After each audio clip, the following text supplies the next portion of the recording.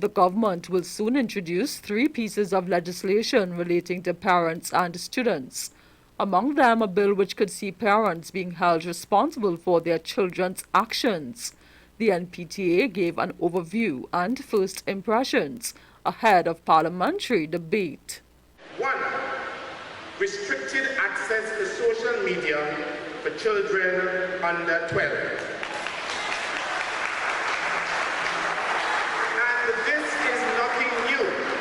In Australia and in France, those laws are already in place.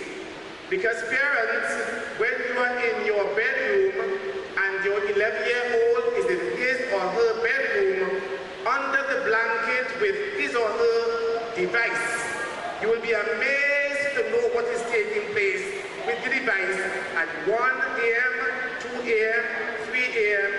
in the morning. That legislation is coming. 2.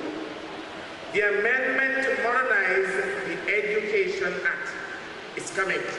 Look out. Look out for the modernization of the Education Act. And in my personal view, it's a little too late, but better late than never.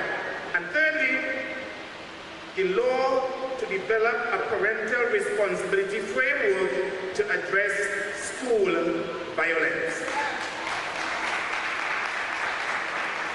Parents, take note, you're going to be hearing a lot from the National PTA because, again, our voices will be heard in this parliamentary term. As it concerns the last piece of legislation, Stewart tells TV6 News the association will take opposition when the details of the bill are made public. However, he notes there are parents who are trying hard to guide, nurture, and train their children, yet the children still go astray.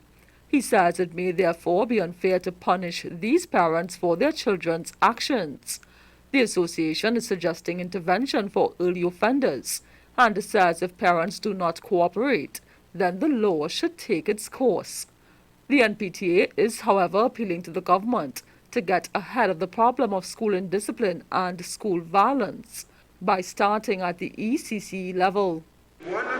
Putting in place a situation where you can diagnose students from the get-go. Screening, besides the physical screening, auditory screening, visual screening, let our social workers and our school counselors, guidance counselors, get into our homes, meet with the parents, understand what their needs are, and see how best we can support the needs of the parents.